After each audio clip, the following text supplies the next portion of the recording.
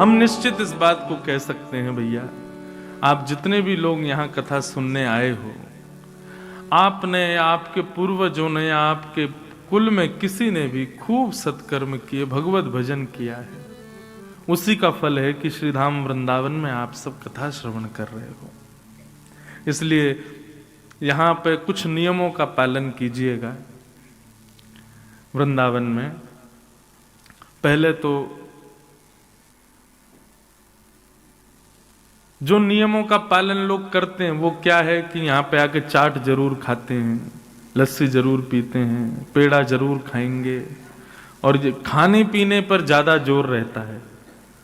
वृंदावन में हो सके तो प्रसाद पाने की इच्छा हो तो मधुकरी मांग करके पाना, किसी ब्रजवासी के घर की बढ़िया ऐसे अंजलि फैला के मधुकरी मांग करके। अभी हम बताते रहेंगे 7-6 दिन अभी कथा है, बहुत सारे भाव हैं वृंदावन के, सबका वर्णन करेंगे।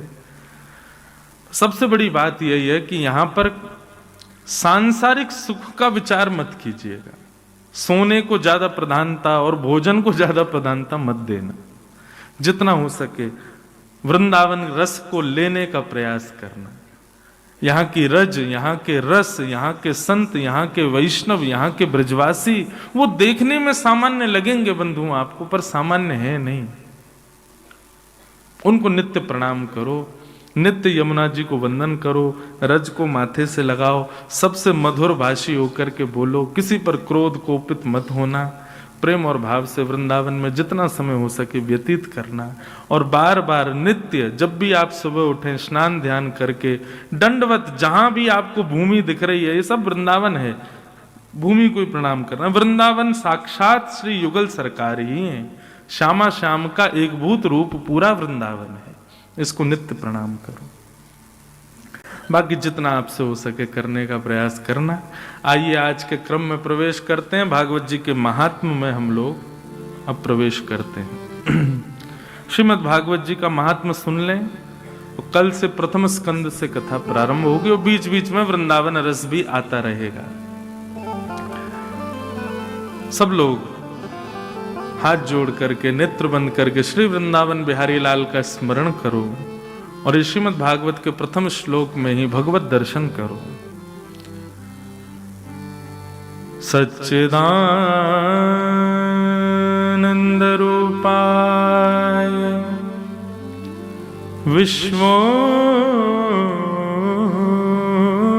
विश्वोत्पत्त्यादि हेतवे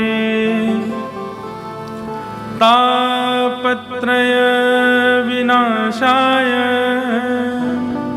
श्री कृष्णाय वयं नुमः। तापत्रय विनाशाय श्री कृष्णाय वयं नुमः।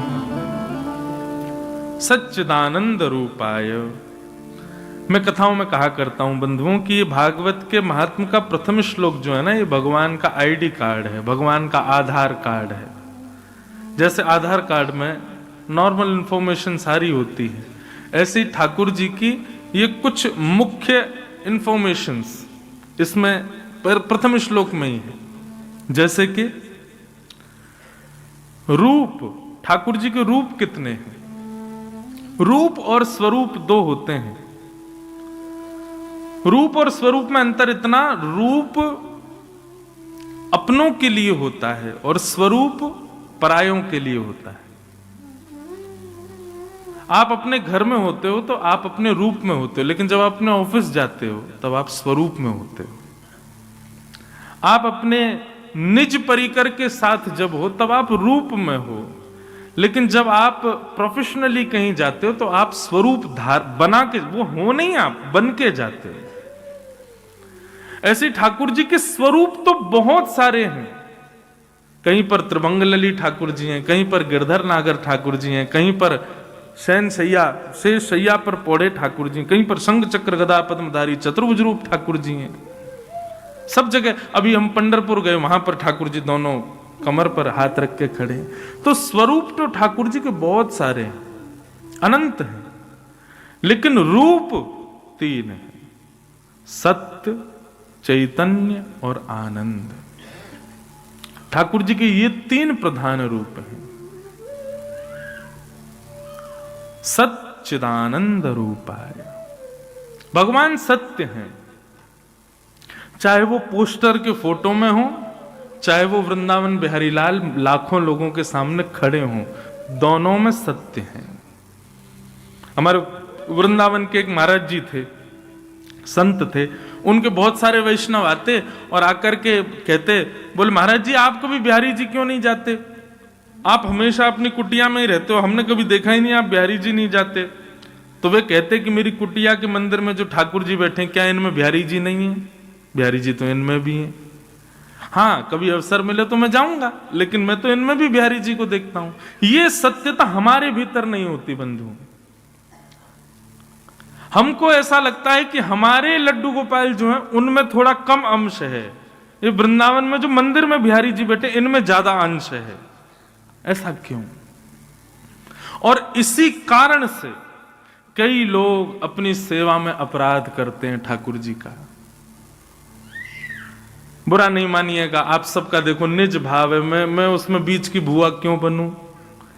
लेकिन जो लोग कभी मैं देखता हूं ना, तो ठाकुर जी ऑटो में घूम रहे हैं, मैया लिए डलिया हाथ में और ऑटो में घूम रहे हैं, ठाकुर जी को धूल मिट्टी सब लग रही है। ये विचार आपके भीतर इसलिए आ गया क्योंकि आपने बिहारी जी को श्रेष्ठ और उनको अश्रेष्ठ माना है। आपका भाव ठीक है, अच्छा होगा, आप कहोगे कि हमारे संगी रहते हैं, सब जगह जाएंगे आदि, ठीक है, परंतु थोड़ी तो मर्यादा रखनी चाहिए। और ये मर्यादा कब प्रकट हो जाएगी? तब आप ये, जब आपके भीतर ये सत्यता आ जाए कि नहीं इनमें और उनमें कोई भेद नहीं है, ये समान ही है, ये समत्व ही है।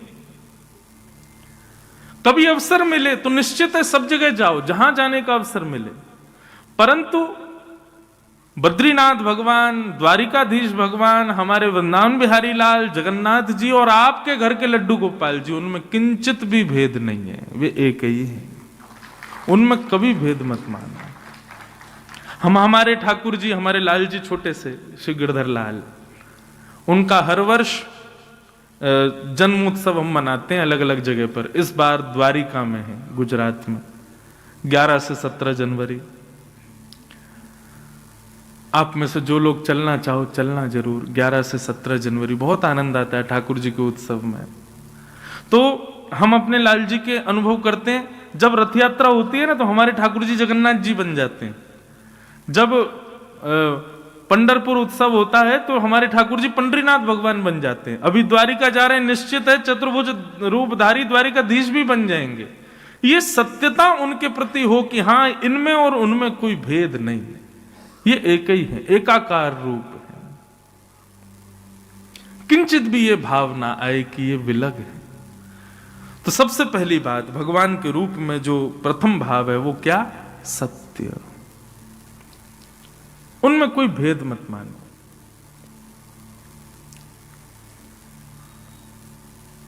सच्चिदानंद रूपाय। ठाकुर जी का दूसरा स्वरूप क्या है? चैतन्य।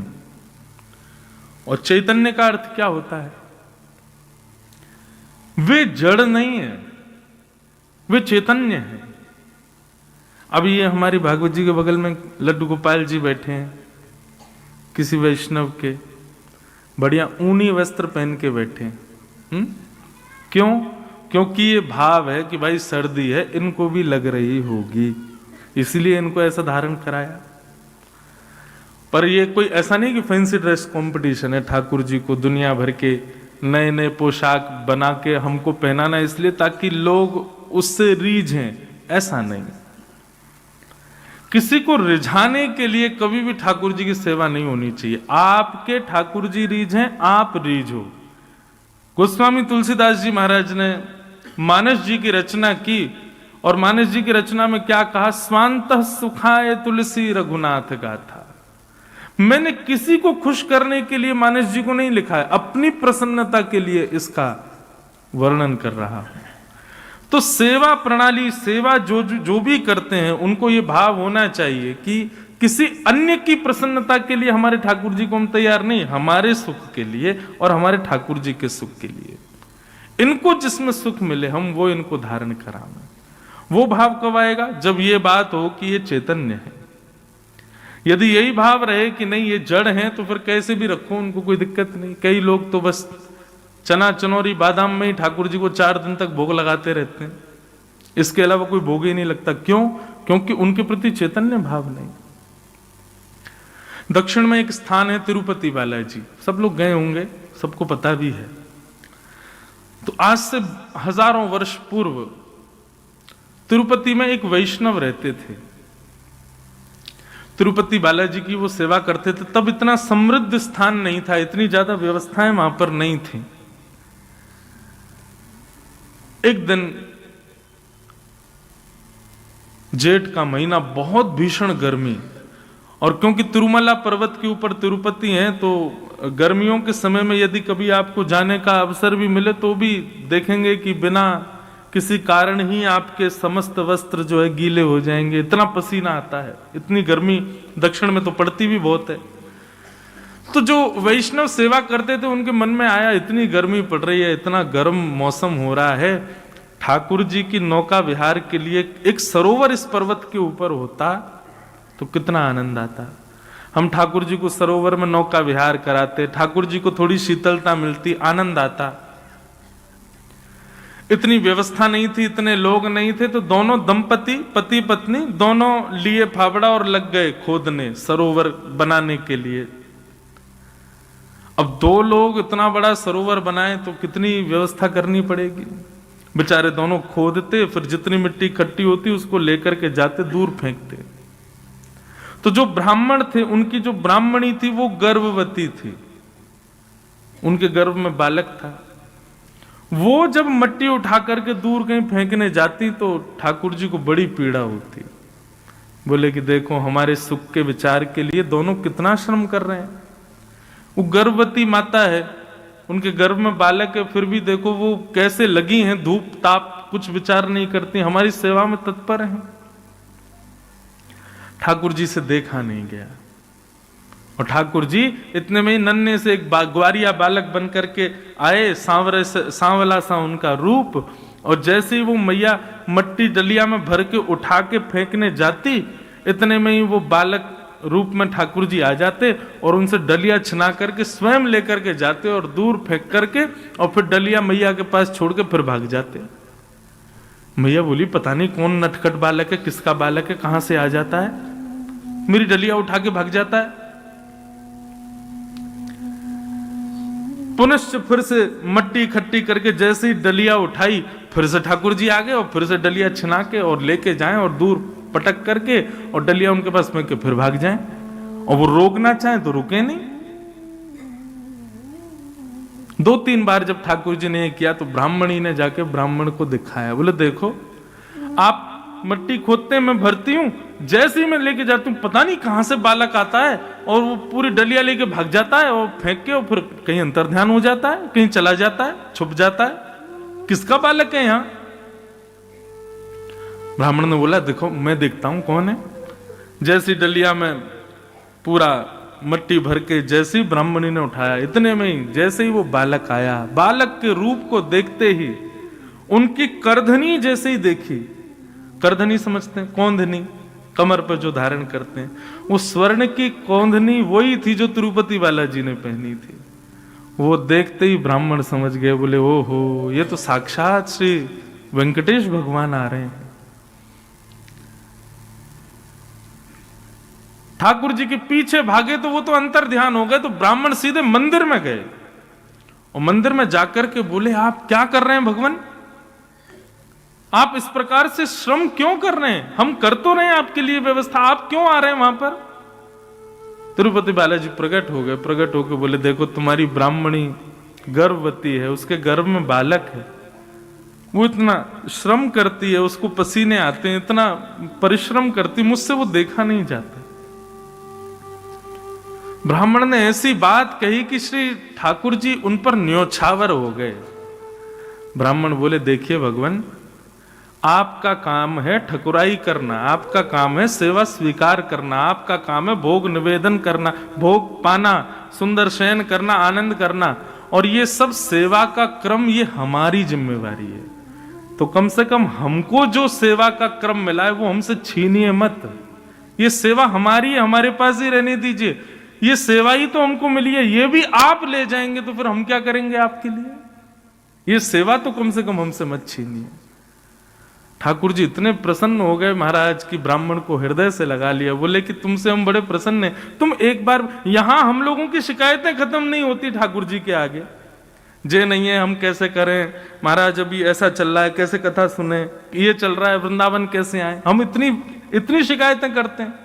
और कहां वो ब्राह्मण देवता अपनी गर्भवती पत्नी को भी सेवा से विमुक्त ना होना पड़े, ठाकुर जी को डांट रहे हैं कि आप हमारी सेवा मत छीनिए, ये सेवा का अधिकार हमारा है, हमको ही करने दीजिए, ये भी आप ही करेंगे तो फिर भक्त किस काम के?